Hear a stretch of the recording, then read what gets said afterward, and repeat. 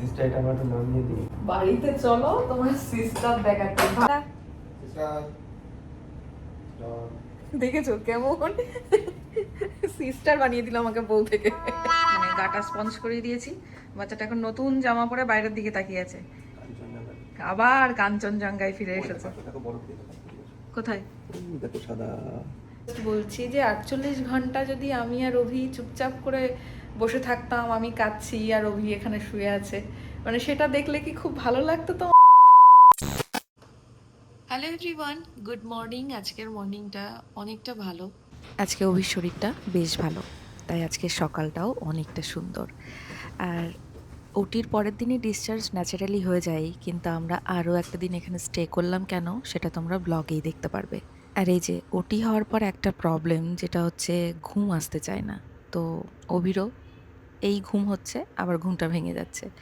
ভোর 3টে-4টে নাগাদ ঘুম ভেঙে গেছে। আর এই যে এইটুকু ভিডিও করে আমাকে সকালবেলায় দেখাচ্ছে, দেখো তুমি কিভাবে ঘুমোচ্ছিলে। কি খবর?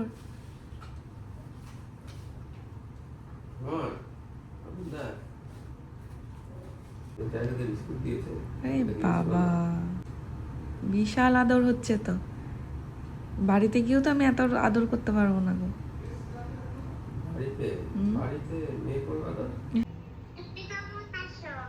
আমি ভালো আছি, তুমি ভালো আছো? খাওয়া দাওয়া করছো? আর দুষ্টুমি দুষ্টুমি করছো না?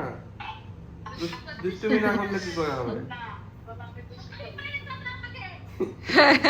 আমার যখন বছর 5 আগে ল্যাপ্রোস্কোপি হয়েছিল, তখনও আমিও ওটির পরে বেশ কষ্ট পেয়েছিলাম। তারপরে সবটা খুব তাড়াতাড়ি মিটে গেছিলো খুব সুন্দরভাবে। তো এই যে তখন বাড়িতে একজনকে রেখে এসেছি, এইটা মাথায় ছিল না। তবে এখন যেখানেই যাই না কেন, বাড়িতে একজনকে রেখে এসেছি, এটা ভাবলেই সবকিছু যেন কেমন লাগে। চেঞ্জ হয়ে গেছে, ওভি ফ্রেশ হয়ে গেছে, চলে এসেছে ব্রেকফাস্ট। সব থেকে ভালো ব্যাপার হচ্ছে গিয়ে এই যে এই মণিপাল হসপিটালে যারা আমাদের পরিবারের লোকজন আছে, তারা এই যে 606 দেখে সবাই দেখা করতে আসছে একে একে, তাই না অভি? হ্যাঁ, সকালেও কিন্তু একজন দেখা করে গেছে, ব্লগ দেখেছে। তো আমার ব্লগগুলো দেওয়া সার্থক হচ্ছে। অভি যদিও ইডলিটা পছন্দ করে না খুব একটা, আমাকেও আমার ব্রেকফাস্টেও আজকে idli. Healthy breakfast for healthy person. Breakfast for unhealthy person. চলে এসেছে নিউজ পেপার। নাও, ব্রেকফাস্ট টেবিলে নিউজ পেপার রয়েছে। আর কি, কালকে তো ব্রেকফাস্ট স্কিপ করেছিলাম, বাট আজকে অভির সাথে সাথে আমার ব্রেকফাস্টও চলে এসেছে। দুজনে মিলে না খেলে হয় বলো? তো আজকে ব্রেকফাস্টটা আমি খাবো। লাস্ট দিন ধোসা খেয়ে আমার ভালো হয়েছিল। ঠিক ঠিক, ধোসা যেদিন খেলো লাস্ট দিন, ঠিক সেদিনই তো চরম পেটে ব্যথা। রাতের বেলায় 1টা থেকে পুরো টানা, 1টা থেকে কোথায় 12টা থেকে টানা আড়াই থেকে কমে যাবে। সেখানে তো বুঝতে পারছেন ধোসা আমার জন্য আশীর্বাদ নয়, কনফিউজিং। ওটা আশীর্বাদই হবে, কনফিউশন কিসের? কিছু মানুষ তোমার জীবনে এসে কিছু ভুল শুধরে দেবে নিজেরা ভুল হয়ে, বুঝতে পেরেছো তো? ধোসাও লাইক দ্যাট। সিস্টারটা আমার তো নাম দিয়ে দিই। নাম বল। বাড়িতে চলো তোমার সিস্টার দেখাতে। ভার করে ডাকছে আমাকে, সিস্টার এটা করে দিন, সিস্টার ওটা করে দিন। নামুন। বাচ্চাটা এখন নতুন জামা পরে বাইরের দিকে তাকিয়ে আছে, আবার কাঞ্চনজঙ্ঘায় ফিরে এসেছে। কোথায়? দেখো সাদা। অভি একদম নিজের ফর্মে ফিরে এসেছে, যাক, দেখেও শান্তি। বডি এখনো ফর্মে ফেরেনি।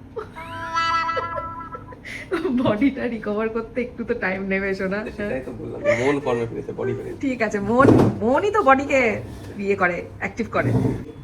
12:30টার সময় লাঞ্চ দিয়ে দেবে। কি? আর মোমো খেতে হবে না, মোটামুটি 1-1.5 মাস মোমোর গল্প ছাড়ো, পরে আমি একদিন বাড়িতে মোমো বানিয়ে দেবো। আমাকে কিছু বলো, যে আমি যদি না থাকতাম কে এগুলো সব করে দিত? You are the best sister. উনি বলে এই 606 কেবিনে আমার জন্য বেস্ট সিস্টার তুমি। আমাদের দুজনারই স্নান হয়ে গেছে এই কদিন ধরে। আমাদের একদম দুজনারই স্নান হয়ে যাবে, স্নান করেছে। তুমি স্নান করনি, সরি আমি বলতে ভুল করেছি। ওর গাটা স্পঞ্জ করে দিলাম। সকালেই ওরা চাইলে করে দিতে পারতো, কিন্তু সেই টাইমটা একটু ঘুম ঘুম ভাব থাকে, অত সকালবেলায় ফ্রেশ হয়ে আবার। হ্যাঁ, আজকে কিন্তু মাছও দিয়েছে, সাথে আবার শুক্তো, ডাল, চাটনি, টক দই সব আছে। আচ্ছা, ভালো লাগছে না আরো বেশি খেতে? অভিকে দেখে কিন্তু এখন বেশ বোঝা যাচ্ছে যে অভি কিন্তু অনেকটা ফিট। তো বাড়িতে নিয়ে গিয়েও কিন্তু এই যত্নটা আমাকে করতে হবে। সকাল 8টার মধ্যে ব্রেকফাস্ট, 12:30টার মধ্যে লাঞ্চ, 12:30 টু 1টার মধ্যে লাঞ্চ। এরকমভাবে যদি কেউ খাওয়া দাওয়া করে, কারোর গল ব্লাডারে স্টোন হতো না। এবার বাড়িতে গিয়ে একদম পুরো খাওয়া দাওয়ার রুটিন চেঞ্জ হয়ে যাবে। অভির সাথে সাথে আমারও হবে। আরো দুজন আমাদের ফ্যামিলির সদস্য চলে এসেছে। একটু নাম আর কোথায় থাকা হয় সেটা যদি বলা হয়। আমি শ্রীমন্তী। আচ্ছা, আর আমি হচ্ছে অনিরুদ্ধ। আমরা এখানে এই মুকুন্দ কাছেই করে থাকি। খুব ভালো ব্যাপার যে মানে ভালোবাসার টানে সব চলে আসছে। হ্যাঁ, একদম, একদম, এটা খুব একদম। ভালো। গিফটও রয়েছে, এটা মেহুর কাছে পৌঁছে দেবো আমি একদম, অবশ্যই। একদম। আর এই যে অভি শুয়ে রয়েছে, আমার ভাইও এসছে। ওনারা আসতে হেজিটেট ফিল করছিলেন, আর আমি বললাম যে ঠিক আছে, এত দূরে এসে অভির সাথে দেখা হবে না, এটা হয় 606 বলতে অসুবিধা হচ্ছে না 606। এমনকি নার্সকেও দেখলাম, ওনাকে দেখে আমি বললাম আপনাকে দেখেছি ব্লগে, আপনি হ্যাঁ, প্লিজ উনি একটু পৌঁছে এসে দিন। বলছে। দেখ, খুব ভালো, রোজ দেখা হয়। হ্যাঁ, ও মা, আমি তো কাজ ভুলে যাই আজকাল। আমি দেখছি যে আমাদের কলকাতাতেও কিন্তু স্ট্রং ফ্যামিলি মেম্বার বিশাল, হ্যাঁ, বিশাল। লেটে পৌঁছেছে আজকে। আজকে ভাইয়ের অ্যাকচুয়ালি দোকানটা বন্ধ থাকে, ওই জন্য ভাই একদম ঠিকঠাক গুছিয়ে এসছে সবকিছু। কাকিমা আসবে বলেছিল কিন্তু আসতে পারেনি, তো পরে আবার দেখা হবে। ও আনেনি, এটা ওর দোষ। পরে একদিন ওদের বাড়িতে গেলে পরিচয় করিয়ে দেবো ভালো করে সবার সাথে। আর এই যে আমাদের অভি একটু একটু করে এখন রিকভার করছে, সবার ভালোবাসায় আরো তাড়াতাড়ি রিকভার করছে। আর বিষয় মানে বাড়িতে নিয়ে গেলে সব দায়িত্ব চাপ আমার, বাড়িতে গিয়ে আমার অসুস্থ হয়ে যায়, সব দোষ সব। আমার। হ্যাঁ, এটা বড় একটা আমার কাঁধে তুলে দিলে। হ্যালো, তো এখন হচ্ছে সন্ধ্যাবেলা। এই যে আমি আর রবি অ্যাজ ইউজুয়াল একটা ঘরে বন্দি লাস্ট কদিন ধরে আসছে, দেখো। তো ব্যাপারটা হচ্ছে কি, এখন আমি কতগুলো কথা বলি। হ্যাঁ, রিয়েলিটি শো দেখেছো কেমন কথা, দেখো আমি এবার কতগুলো কথা বলি। বিশেষ করে লাস্ট দুদিন আমি ওই তোমাদের কমেন্টগুলো দেখছি, রিপ্লাই করে উঠতে পারছি না। আর প্রচুর প্রচুর কমেন্ট, যেগুলো রিপ্লাই করতে গেলে সত্যি সম্ভব না একদিনে রিপ্লাই করে ওঠা। আর এই যে তোমাদের এত ভালোবাসা পেয়ে আমি আর অভি দুজনাই ভীষণ ব্লেসড। মানে এটা আমি তোমাদের বলে বোঝাতে পারবো না, হয়তো তোমরা, আমি সত্যি এটা ভাষায় প্রকাশ করা যাবে না। তো যেটা বলার সেটা হলো, এই যে আমরা একটা রুমে দুজনা রয়েছি 24 ঘন্টা প্রত্যেক দিন, তো চুপচাপ করে থাকলেই কি রিকভারি আসে অভি? 48 ঘন্টা, আমি সেটাই বলছি, প্রত্যেকটা দিন 24 ঘন্টা করে। তো এইটার জন্যই আমি জাস্ট বলছি যে 48 ঘন্টা যদি আমি আর অভি চুপচাপ করে বসে থাকতাম, আমি কাঁদছি আর অভি এখানে শুয়ে আছে, মানে সেটা দেখলে কি খুব ভালো লাগতো তোমাদের? মানে কিছু জনা মানুষের, আমি কিছু জনই বলছি, তার কারণ আমি কয়েকটা কমেন্ট দেখলাম, আমি চোখে কাজল দিয়েছি বলেও তাদের অনেক আপত্তি। আমার বর আমাকে সবসময় হাসি খুশি দেখতে ভালোবাসে। আর এই যে আমরা হাজব্যান্ড আর ওয়াইফ খুনসুটি করছি, এটাতেই মানে মেন্টাল সাপোর্টে আমার বর অর্ধেক সুস্থ। হ্যাঁ, এটাতে আমার রিকভারি হয়ে যাচ্ছে। আর অনেকের এরকম কমেন্ট যে হসপিটালে গিয়েও ব্লগ করছে, কোনো ওই যে আশেপাশে বন্দুক নেই তো, হ্যাঁ, আশেপাশে বন্দুক নেই তো, কেন? কপালে বন্দুক থেকে বলছে না তোমার। ও ও মানে তোমাকে দিয়ে, ও হ্যাঁ হ্যাঁ ঠিক আছে, এটা ভুলে গেছিলাম যে আশেপাশে কোনো বন্দুক আছে কিনা, যে অভিকে আমি বন্দুক ঠেকিয়ে কপালে বলাচ্ছি কিনা যে দেখো এগুলো বলো। কি মারাত্মক লাগে তোমাদের এই কমেন্টগুলো, আমাদের বেশ আনন্দ দিয়েছে। তো যাই হোক, যেটা বলার, আমাকে জোর করে বলাচ্ছে, নাহলে বলেছে আজকে কোনো সার্ভিস দেবে না। হ্যাঁ, আমাকে যে জোর করে বলাচ্ছে এগুলো, নাহলে বলেছে আমার কোনো সার্ভিস দেবে না। কি দুষ্টু পাবলিক, ঠিক আছে। তো মানে সত্যি এগুলো হাস্যকর ব্যাপার ছাড়া আর কিছুই নয়। আমরা একটা ঘরের মধ্যে রয়েছি, আর সব থেকে বড় ব্যাপার হচ্ছে গিয়ে জানো তো, আমি না কতটুকু পাবলিক করতে হয় আর কতটুকু আড়াল রাখতে হয় জানি। তো আমাদেরকে আমাদের মতন করে দেখে যারা যারা ভালোবাসে, তারা আমার ফ্যামিলি মেম্বার। যাদের ভালোবাসা পেয়েই আমি আজকে এই অবধি এসেছি। আর শুধু আমি না, আমি আগেও বলেছি, আজকেও বলছি, এটা আমার কাজ। এই ব্লগিং করাটা আমি কাজ, আমি একজন ব্লগার। তোমাদের সাথে আমার পার্থক্য হবেই।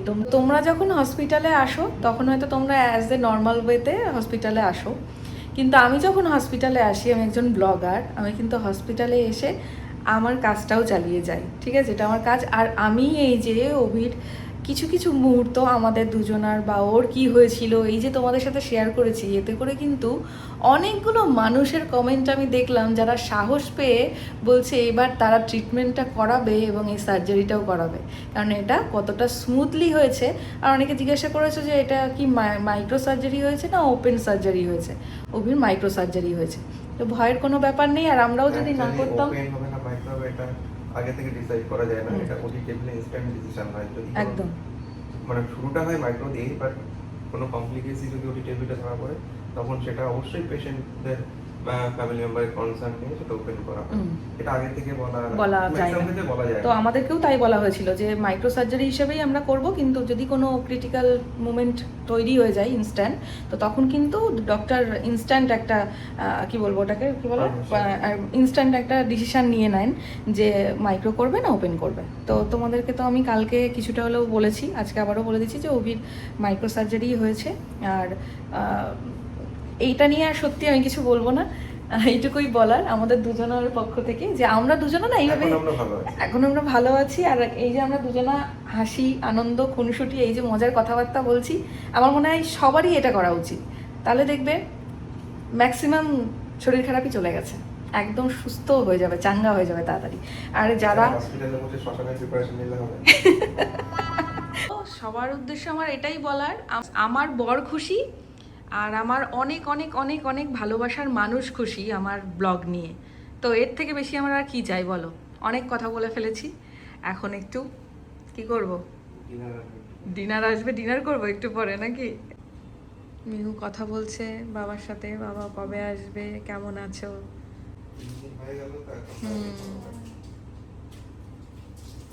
আচ্ছা, আজকে তো ছেড়ে দেবে বলেছিল, তাহলে আজকে যে মেডিসিনগুলো দিচ্ছে এগুলো কি বাড়িতে দিয়ে দিত নাকি? বাড়িতে না, আজকে যদি ডিসচার্জ হয়ে যেত ওরাল মেডিসিনই করতে। ও আচ্ছা অ্যান্টিবায়োটিক পেন মেডিসিন কভার হয়েছে। আচ্ছা আচ্ছা। আজকে তাকে চিকেন দিয়েছে ডিনারে। আর আজকে দেখেছো তো অভি কতটা সুস্থ হয়ে গেছে এই একটা দিন থেকে, যে কি ভালো হলো, মানে এটা বলার ঊর্ধ্বে। দারুণ ডিসিশন হয়েছে এটা, প্রচুর মানে রেস্ট হলো। আর এখন দেখো তুমি কতটা স্ট্রং লাগছে, তোমার নিজেরই বুঝতে পারছো তুমি সেটা। বলে পরের দিন ছেড়ে দেওয়া করে ছেড়ে দেয়, এটা ঠিকঠাক দিয়েছে, কিন্তু একদিন এক্সট্রা থাকাটা উচিত। আমিও সেটাই ভাবছিলাম, এটাই বলবো যে সবাই বলে যে একদিনেই ছেড়ে দেয় বা একদিন পরে ছেড়ে দিলে সেটাই ভালো। আমার মনে হয় আর একটা দিন স্টে করে যাওয়া এটা ভীষণ ভালো একটা কাজ। মানে আমি অনেকেই দেখলাম তোমরা বলছো তোমাদেরও স্টোন আছে, কিন্তু ভয়তে তোমরা ওটিটা করাচ্ছ না। আমি তাদের উদ্দেশ্যে বলবো ভয়ের কিন্তু একেবারেই কোনো কারণ নেই। মানে আমি যেটা বুঝলাম সেটা দেখো, ওটির পরে স্বাভাবিক কিছুটা টাইম পেন হবে, কিন্তু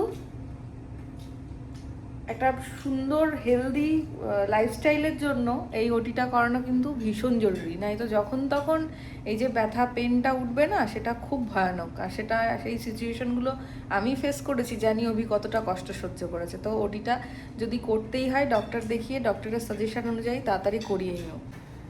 বাইরে একটু হাঁটাহাঁটি করে এলাম দুজনে মিলে, বেশ ভালো লাগলো। অনেকটা সময় হাঁটছিলাম আর গল্প করছিলাম। মানে করা হয় না নিজেদের মধ্যে এরকম কথাবার্তা। যেহেতু কালকেই ওটিটা হয়েছে, আজকেই যদি জার্নি করতাম খুব প্রবলেম হতো। আজকে একদম প্রপার ট্রিটমেন্টে থেকে অভি অনেকটা ফিট, অনেকটা লাগছে। দুজনে মিলে বাইরে হাঁটতে বেরিয়েছিলাম, হাঁটাহাঁটি করলাম, এখন ঘুমিয়ে পড়বো।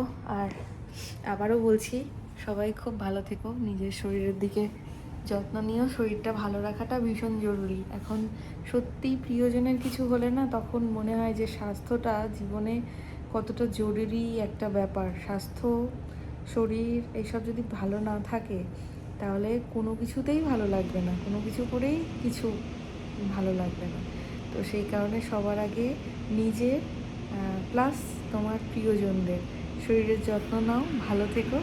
চলো আজকেও বেশি লেট করব না, টাটা, সবাই খুব ভালো থেকো, লাভ ইউ অল। দেখেছো কেমন সিস্টার বানিয়ে দিল আমাকে বউ থেকে, জল লাগবে তার, এই করে যাচ্ছে, এই যে সারা রাতে জল খাবে বলছে সিস্টার জল।